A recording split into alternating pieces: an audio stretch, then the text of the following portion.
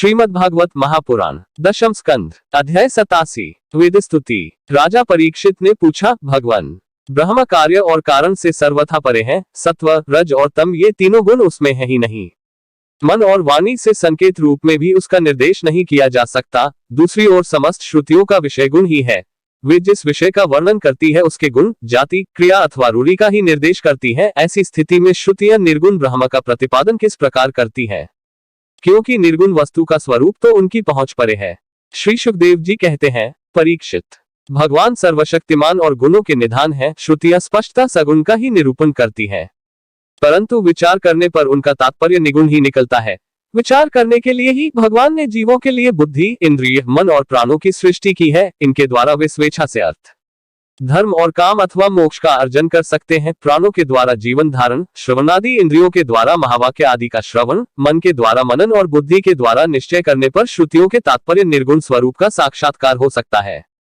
इसलिए श्रुतियां सगुण का प्रतिपादन करने पर भी वस्तुतः निर्गुण परक है। ब्रह्म का प्रतिपादन करने वाली उपनिषद का यही स्वरूप है। इसे पूर्वजों के भी पूर्वज सनकादि ऋषियों ने आत्मनिश्चय के द्वारा धारण किया है। जो भी मनुष्य इसे श्रद्धापूर्वक धारण करता है, वह बंधन के कारण समस्त उपाधियों अनात्म भावों से मुक्त होकर अपने परम कल्याण स्वरूप परमात्मा को प्राप्त हो जाता है। इस विषय में मैं तुम्हें गाथा सुनाता हूँ। उस गाथा के साथ स्वयं भगवान नारायण का संबंध है। वह गाथा देवर्षि नारद और ऋषिश्रेष्ठ नारायण का संवाद है। एक समय की बात है, भगवान के प्यारे भक्त देवर्षि नारद जी विभिन्न लोकों में विचरण करते हुए सनातन ऋषि भगवान नारायण का दर्शन करने के लिए बदरिकाश्रम गए।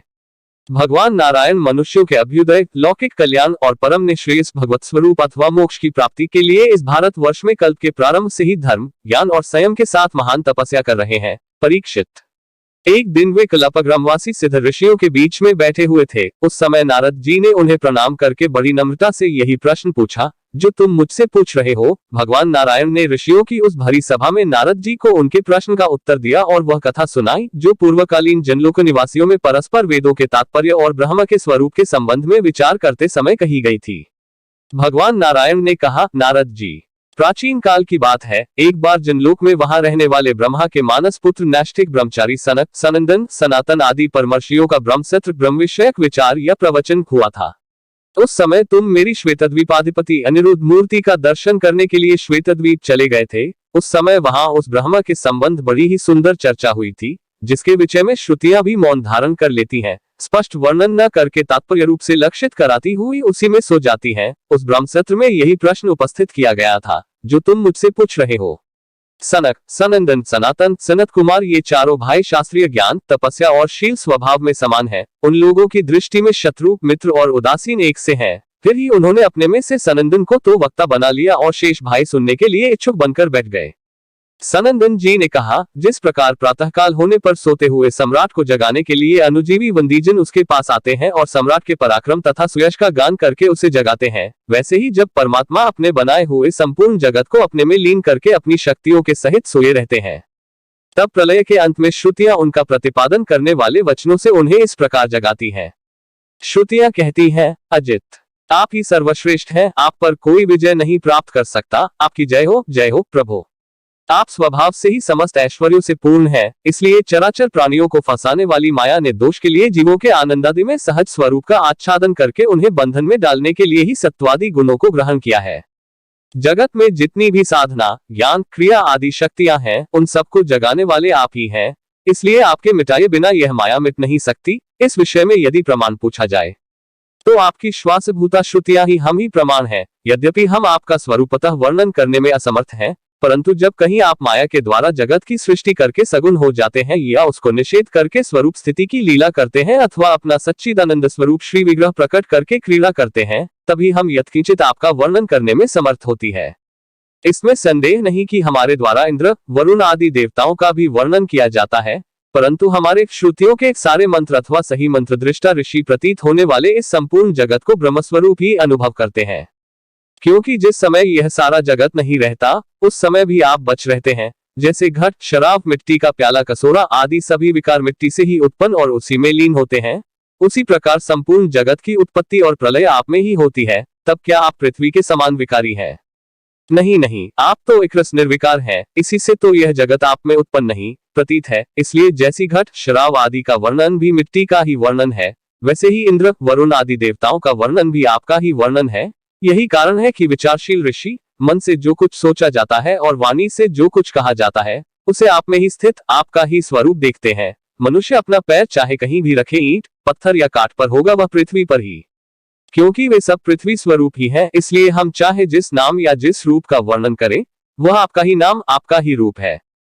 लोग सत्व, रज, तम इन तीनों गुणों की माया से बने हुए अच्छे बुरे भावों या अच्छी बुरी क्रियाओं में उलझ जाया करते हैं, परंतु आप तो उस मायांटी के स्वामी, उसको नचाने वाले हैं। इसीलिए विचारशील पुरुष आपकी लीला कथा के अमृत सागर में गोते लगाते रहते हैं और इस प्रकार अपने सारे पाप ताप को धो बहा देते हैं।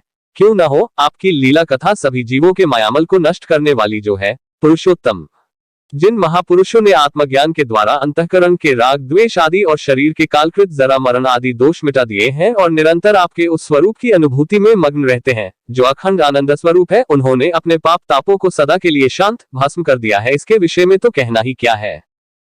प्राणधारियों के जीवन की सफलता इसी में है कि वे आपका भजन सेवन करें, आपकी आज्ञा का पालन करें। यदि वे ऐसा नहीं करते तो उनका जीवन व्यर्थ है और उनके शरीर में श्वास का चलना ठीक वैसा ही है जैसा लोहार की धौकनी में हवा का आना जाना। महत्तत्व, अहंकार आदि ने आपके अनुग्रह से आपके उनमें प्रवेश करने पर ही इस ब्रह्मांड की सृष्टि की है। अन्नमय, प्राणमय, मनोमय, विज्ञान में और आनंदमय, इन पांचों केशों में पुरुष रूप से रहने वाले, उनमें मैं की स्फूर्ति करने वाले भी आप ही हैं। आपके ही अस्तित्व से उन कोशों के अस्तित्व का अनुभव होता है और उनके न रहने पर भी अंतिम अवधि रूप से आप विराजमान रहते हैं। इस प्रकार सब में अन्वित और सबकी अवधि होने पर भी आप असंग ही हैं, क्योंकि वास्तव में जो कुछ वृत्तियों के द्वारा अस्ति अथवा नास्ति के रूप में अनुभव होता है उन समस्त कार्य कारणों से आप परे हैं। नीति नीति के द्वारा इन सब का निषेध हो जाने पर भी आप ही शेष रहते हैं, क्योंकि आप उस निषेध के भी साक्षी हैं और वास्तव में आप ही एकमात्र सत्य हैं। इसलिए आपके भजन के बिना जीव का जीवन व्यर्थ ही है, क्योंकि वह इस महान सत्य से वंचित है। ऋषियों ने आपकी प्राप्ति के लिए अनेकों मार्ग माने हैं। उनमें जो स्थल दृष्टि वाले हैं वे मणिपूरक चक्र में अग्निरूप से आपकी उपासना करते हैं। अरुणवंश के ऋषि समस्त नारियों के निकलने के स्थान हृदय में आपके परम सूक्ष्म स्वरूप दहर ब्रह्म की उपासना करते हैं। प्रभो, हृदय से ही आपको प्राप्त करने का श्रेष्ठ मार्ग सुषुम्ना नाड़ी ब्रह्मरंध्र तक गई हुई है। जो पुरुष उस ज्योतिर्मय मार्ग को प्राप्त कर लेता है और उससे ऊपर की ओर बढ़ता है वह फिर जन्म मृत्यु के चक्कर में नहीं पड़ता।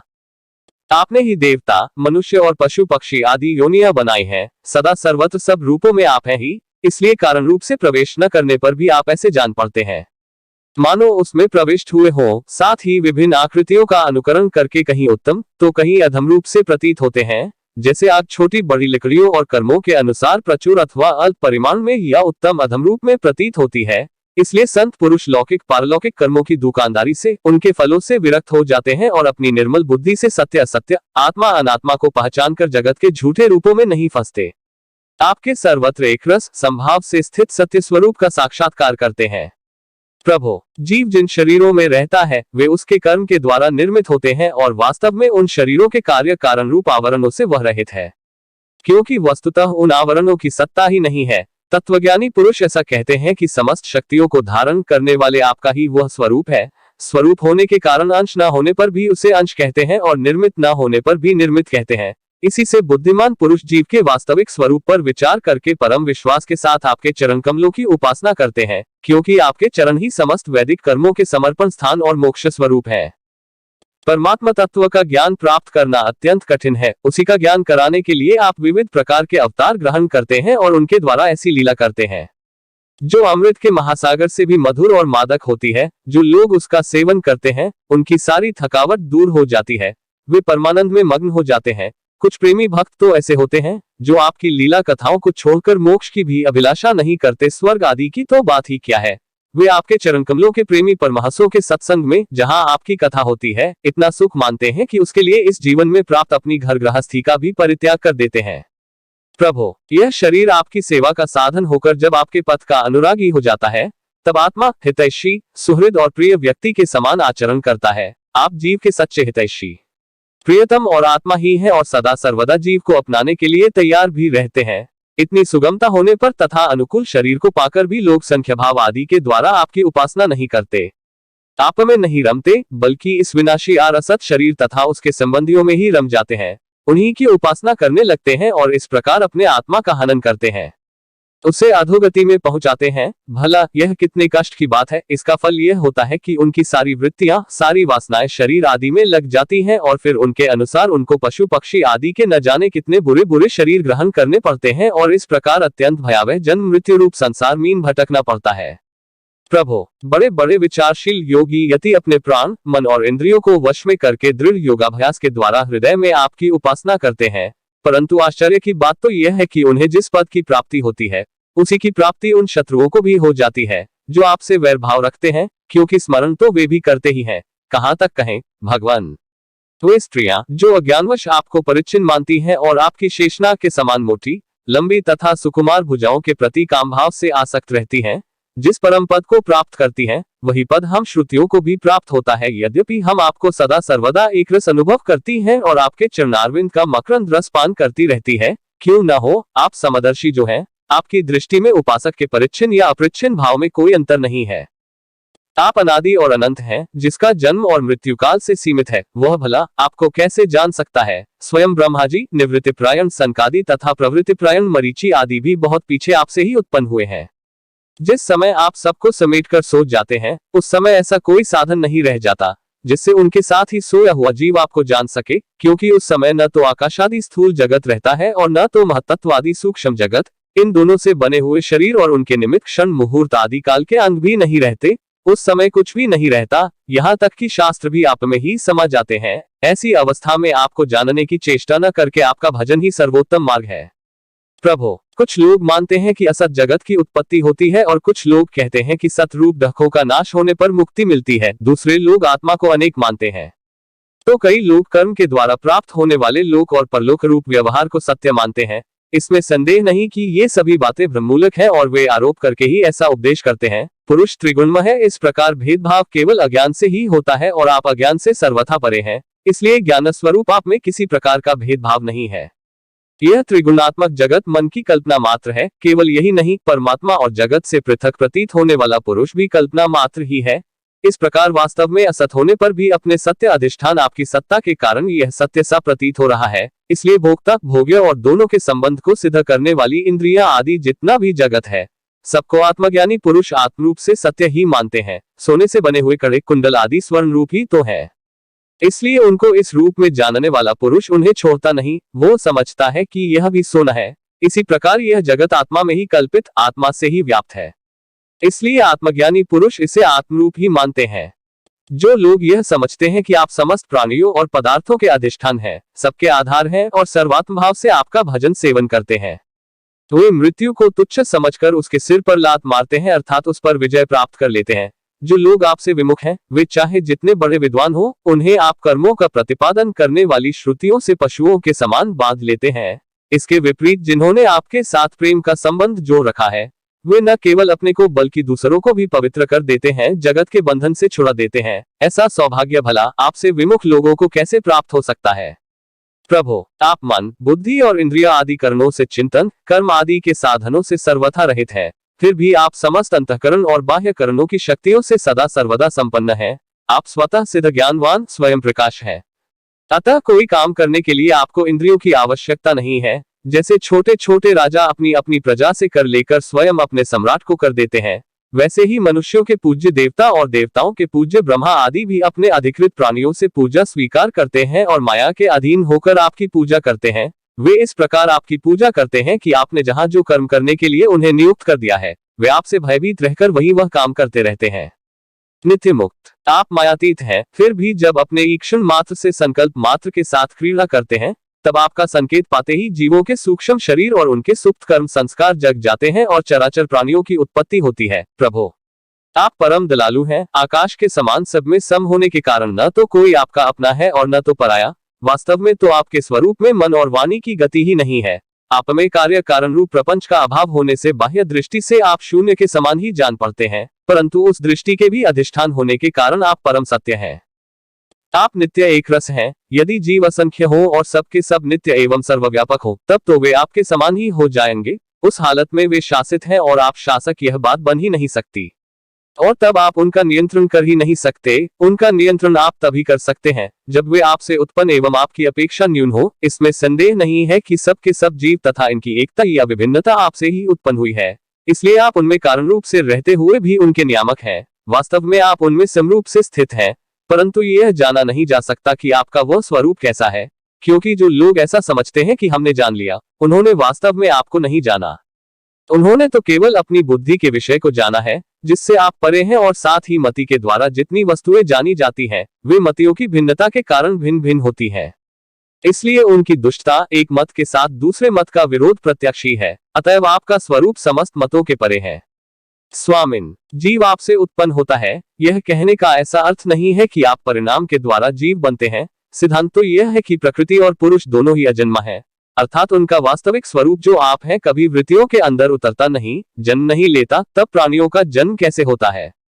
अज्ञान के कारण प्रकृति को पुरुष और पुरुष को प्रकृति समझ लेने से, एक का दूसरे के साथ संयोग हो जाने से। जैसे बुलबुला नाम की कोई स्वतंत्र वस्तु नहीं है, परंतु उपादान कारण जल और निमित्त कारण वायु के संयोग से उसकी सृष्टि हो जाती है। प्रकृति में पुरुष और पुरुष में प्रकृति का अध्याय एक दूसरे की कल्पना हो जाने के कारण ही जीवों के विविध नाम और गुण रख लिए जाते हैं। अंत में जैसे समुद्र में नदियां और मधु में समस्त पुष्पों के रस समा जाते हैं, वैसे ही वे सब के सब उपाधि रहित आप में समा जाते हैं। इसलिए जीवों की भिन्नता और उनका पृथक अस्तित्व आपके द्वारा नियंत्रित है। उनकी पृथक स्वतंत्रता और सर्वव्यापकता आदि वास्तविक सत्य को न जानने के कारण ही मानी जाती है। सभी जीव आपकी माया से भ्रम में भटक रहे हैं, अपने को आपसे पृथक मानकर जन्म मृत्यु का चक्कर काट रहे हैं। परंतु बुद्धिमान पुरुष इस भ्रम को समझ लेते हैं और संपूर्ण भक्तिभाव से आपकी शरण ग्रहण करते हैं, क्योंकि आप जन्म मृत्यु के चक्कर से छुड़ाने वाले हैं। यद्यपि शीत, ग्रीष्म और वर्षा इन तीन भागों वाला काल चक्र आपका भ्रूविलास मात्र है, वो सभी को भयभीत करता है, परंतु वह उन्हीं को बार बार भयभीत करता है जो आपकी शरण नहीं लेते। जो आपके शरणागत भक्त हैं, उन्हें भला जन्म मृत्यु रूप संसार का भय कैसे हो सकता है? अजन्मा प्रभो, जिन योगियों ने अपनी इंद्रियों और प्राणों को वश में कर लिया है, वे भी जब गुरुदेव के चरणों की शरण न लेकर उच्छृंखल एवं अत्यंत चंचल मन तुरंत को अपने वश में करने का प्रयत्न करते हैं, तब अपने साधनों में सफल नहीं होते। उन्हें बार बार खेद और सैकड़ों विपत्तियों का सामना करना पड़ता है। केवल श्रम और डायक ही उनके हाथ लगता है। उनकी ठीक वही दशा होती है जैसी समुद्र में बिना कर्णधार की नाव पर यात्रा करने वाले व्यापारियों की होती है। तात्पर्य यह कि जो मन को वश में करना चाहते हैं, उनके लिए कर्णधार गुरु की अनिवार्य आवश्यकता है। आप अखंड आनंद स्वरूप और शरणागतों के आत्मा हैं। आपके रहते स्वजन, पुत्र, देह, स्त्री, धन, महल, पृथ्वी, प्राण और रथ आदि से क्या प्रयोजन है?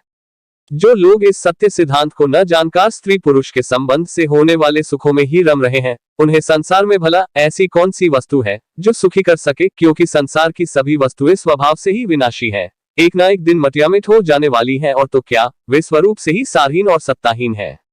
वे भला क्या सुख दे सकती है?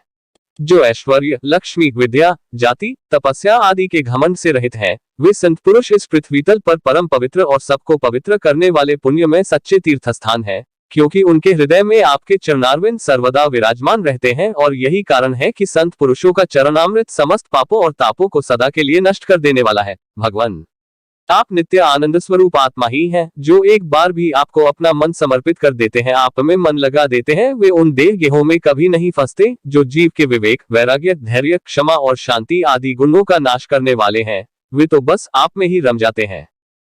जैसे मिट्टी से बना हुआ घड़ा मिट्टी रूप ही होता है, वैसे ही सत से बना हुआ जगत भी सत ही है। यह बात युक्तिसंगत नहीं है, क्योंकि कारण और कार्य का निर्देश ही उनके भेद का द्योतक है। यदि केवल भेद का निषेध करने के लिए ही ऐसा कहा जा रहा हो तो पिता और पुत्र में, दंड और घटनाश में कार्य कारण भाव होने पर भी वे एक दूसरे से भिन्न है। इस प्रकार कार्य कारण की एकता सर्वत्र एक सी नहीं देखी जाती। यदि कारण शब्द से निमित्त कारण न लेकर केवल उपादान कारण लिया जाए, जैसे कुंडल का सोना, तो भी कहीं कहीं कार्य की असत्यता प्रमाणित होती है।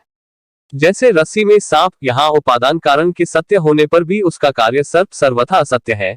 यदि यह कहा जाए कि प्रतीत होने वाले सर्प का उपादान कारण केवल रस्सी नहीं है, उसके साथ अविद्या का भ्रम मेल भी है, तो यह समझना चाहिए कि अविद्या और सत वस्तु के संयोग से ही इस जगत की उत्पत्ति हुई है। इसलिए जैसे रस्सी में प्रतीत होने वाला सर्प मिथ्या है, वैसे ही सत वस्तु में अविद्या के संयोग से प्रतीत होने वाला नाम रूपात्मक जगत भी मिथ्या है। यदि केवल व्यवहार की सिद्धि के लिए ही जगत की सत्ता अभीष्ट हो तो उसमें कोई आपत्ति नहीं, क्योंकि वह पारमार्थिक सत्य न होकर केवल व्यवहारिक सत्य है। यह भ्रम व्यवहारिक जगत में माने हुए काल की दृष्टि से अनादि है, और अज्ञानी जन बिना विचार किए पूर्व के भ्रम से प्रेरित होकर अंतपरंपरा से इसे मानते चले आ रहे हैं। ऐसी स्थिति में कर्मफल को सत्य बतलाने वाली श्रुतियां केवल उन्हीं लोगों को भ्रम में डालती हैं जो कर्म में जड़ हो रहे हैं और यह नहीं समझते कि इनका तात्पर्य कर्मफल की नित्यता बतलाने में नहीं, बल्कि उनकी प्रशंसा करके उन कर्मों में लगाने में है। वास्तविक बात तो यह है कि यह जगत उत्पत्ति के पहले नहीं था और प्रलय के बाद नहीं रहेगा। इससे यह सिद्ध होता है कि यह बीच में भी एक रस परमात्मा में मिथ्या ही प्रतीत हो रहा है। इसी से हम श्रुतियां इस जगत का वर्णन ऐसी उपमा देकर करती है कि जैसे मिट्टी में घड़ा, लोहे में शस्त्र और सोने में कुंडल आदि नामात्र हैं, वास्तव में मिट्टी, लोहा और सोना ही है, सर्वथा मिथ्या और मन की कल्पना है। इसे नासमझ मूर्ख ही सत्य मानते हैं। जब जीव माया से मोहित होकर अविद्या को अपना लेता है, उस समय उसके स्वरूप भूत आनंदादि गुण ढक जाते हैं। वह गुंजनीय वृत्तियों, इंद्रियों और देहों में फंस जाता है तथा उन्हीं को अपना आपा मानकर उनकी सेवा करने लगता है। अब उनकी जन्म मृत्यु में अपनी जन्म मृत्यु मानकर उनके चक्कर में पड़ जाता है। परंतु प्रभो, जैसे सांप अपने केंचुल से कोई संबंध नहीं रखता, उसे छोड़ देता है, वैसे ही आप माया अविद्या से कोई संबंध नहीं रखते, उसे सदा सर्वदा छोड़े रहते हैं। इसी से आपके संपूर्ण ऐश्वर्य सदा सर्वदा आपके साथ रहते हैं। अनिमा आदि अष्टसिद्धियों से युक्त परमेश्वर्य में आपकी स्थिति है। इसी से आपका ऐश्वर्य, धर्म, यश, श्री, ज्ञान और वैराग्य अपरिमित है, अनंत है। वह देश, काल और वस्तुओं की सीमा से आबद्ध नहीं है। यदि मनुष्य योगी यति होकर भी अपने हृदय की विषय वासनाओं को उखाड़ नहीं फेंकते, तो उन साधकों के लिए आप हृदय में रहने पर भी वैसे ही दुर्लभ हैं। जैसे कोई अपने गले में मणि पहले हुए हो, परंतु उसकी याद न रहने पर उसे ढूंढता फिरे इधर उधर। जो साधक अपनी इंद्रियों को तृप्त करने में ही लगे रहते हैं, विषयों से विरक्त नहीं होते, उन्हें जीवन भर और जीवन के बाद भी दैक ही दैक भोगना पड़ता है, क्योंकि वे साधक नहीं, दम्भी हैं। एक तो अभी उन्हें मृत्यु से छुटकारा नहीं मिला है, लोगों को रिझाने, धन कमाने आदि के क्लेश उठाने पड़ रहे हैं, और दूसरे आपका स्वरूप न जानने के कारण अपने धर्म कर्म का उल्लंघन करने से परलोक में नरक आदि प्राप्त होने का भय भी बना ही रहता है। आपके वास्तविक स्वरूप को जानने वाला पुरुष आपके दिए हुए पुण्य और पाप कर्मों के फल, सुख एवं दुखों को नहीं जानता, नहीं भोगता। वह भोग्य और भोक्तापन के भाव से ऊपर उठ जाता है। उस समय विधि निषेध के प्रतिपादन शास्त्र भी उससे निवृत्त हो जाते हैं, क्योंकि वे देहाभिमानियों के लिए हैं, उनकी ओर तो उसका ध्यान ही नहीं जाता। जिसे आपके स्वरूप का ज्ञान नहीं हुआ है, वह भी यदि प्रतिदिन आपकी प्रत्येक युग में की हुई लीलाओं, गुणों का गान सुन सुनकर उनके द्वारा आपको अपने हृदय में बैठा लेता है, तो अनंत, अचिंत्य, दिव्य गुण गणों के निवास स्थान प्रभो, आपका वह प्रेमी भक्त भी पाप पुण्यों के फल, सुख दुखों और विधि निषेधों से अतीत हो जाता है, क्योंकि आप ही उनकी मोक्ष स्वरूप गति है। परंतु इन ज्ञानी और प्रेमियों का छोड़कर और सभी शास्त्र बंधन में है तथा वे उसका उल्लंघन करने पर दुर्गति को प्राप्त होते हैं। स्वर्ग आदि लोकों के अधिपति इंद्र, ब्रह्मा प्रभृति भी आपकी थाह आपका पार न पा सके, और आश्चर्य की बात तो यह है कि आप भी उसे नहीं जानते, क्योंकि जब अंत ही नहीं तब कोई जानेगा कैसे। प्रभो, जैसे आकाश में हवा से धूल के नन्हे नन्हे कण उड़ते रहते हैं, वैसे आप में काल के वेग से अपने से उत्तरोत्तर 10 गुने 7 आवरणों के सहित असंख्य ब्राह्मण एक साथ घूमते रहते हैं। तब भला आपकी सीमा कैसे मिले? हम श्रुतियां भी आपके स्वरूप का साक्षात वर्णन नहीं कर सकती। आपके अतिरिक्त वस्तुओं का निषेध करते करते अंत में अपना भी निषेध कर देती हैं और आप में ही अपनी सत्ता खोकर सफल हो जाती है। भगवान नारायण ने कहा, देवर्षे, इस प्रकार सनकादि ऋषियों ने आत्मा और ब्रह्म की एकता बतलाने वाला उपदेश सुनकर आत्मस्वरूप को जाना और नित्य सिद्ध होने पर भी इस उपदेश से कृतकृत्य से होकर उन लोगों ने सनंदन की पूजा की। नारद, सनकादि ऋषि सृष्टि के आरंभ में उत्पन्न हुए थे, अतएव वे सबके पूर्वज हैं। उन आकाशगामी महात्माओं ने इस प्रकार समस्त वेद, पुराण और उपनिषदों का रस निचोड़ लिया है। यह सबका सार सर्वस्व है। देवर्षे, तुम भी उन्हीं के समान ब्रह्मा के मानस पुत्र हो, उनकी ज्ञान संपत्ति के उत्तराधिकारी हो। तुम भी श्रद्धा के साथ इस ब्रह्मात्म विद्या को धारण करो और स्वच्छंद भाव से पृथ्वी में विचरण करो। यह विद्या मनुष्यों की समस्त वासनाओं को भस्म कर देने वाली है। श्री सुखदेव जी कहते हैं, परीक्षित, देवर्षि नारद बड़े संयमी, ज्ञानी, पूर्ण काम और नैष्ठिक ब्रह्मचारी हैं। भगवान नारायण ने उन्हें जब इस प्रकार उपदेश किया, तब उन्होंने बड़ी श्रद्धा से उसे ग्रहण किया और उनसे यह कहा। देवर्षि नारद ने कहा, भगवान, आप सच्चिदानंद स्वरूप श्री कृष्ण हैं। आपकी कीर्ति परम पवित्र है। आप समस्त प्राणियों के परम कल्याण मोक्ष के लिए कमनीय कलावतार धारण किया करते हैं। मैं आपको नमस्कार करता हूँ। परीक्षित, इस प्रकार महात्मा देवर्षि नारद आदि ऋषि भगवान नारायण को और उनके शिष्यों को नमस्कार करके स्वयं मेरे पिता श्री कृष्ण वैपान के आश्रम पर गए। भगवान वेदव्यास ने उनका यथोचित सत्कार किया। वे आसन स्वीकार करके बैठ गए। इसके बाद देवर्षि नारद ने जो कुछ भगवान नारायण के मुंह से सुना था, वह सब कुछ मेरे पिताजी को सुना दिया। इस प्रकार मैंने तुम्हें बतलाया कि मन वाणी से अगोचर और समस्त प्राकृत गुणों से रहित परब्रह्म परमात्मा का वर्णन श्रुतियां किस प्रकार करती हैं और उसमें मन का कैसे प्रवेश होता है। यही तो तुम्हारा प्रश्न था। परीक्षित, भगवान ही इस विश्व का संकल्प करते हैं तथा उसके आदि, मध्य और अंत में स्थित रहते हैं। वे प्रकृति और जीव दोनों के स्वामी हैं। उन्होंने ही इसकी सृष्टि करके जीव के साथ इसमें प्रवेश किया है और शरीरों का निर्माण करके वे ही उनका नियंत्रण करते हैं। जैसे गाढ़ निद्रा सुषुप्ति में मग्न पुरुष अपने शरीर का अनुसंधान छोड़ देता है, वैसे ही भगवान को पाकर यह जीव माया से मुक्त हो जाता है। भगवान ऐसे विशुद्ध केवल चिन्मात्र तत्व हैं कि उनमें जगत के कारण माया अथवा प्रकृति का रत्ती भर भी अस्तित्व नहीं है। वे ही वास्तव में अभय स्थान है। उनका चिंतन निरंतर करते रहना चाहिए।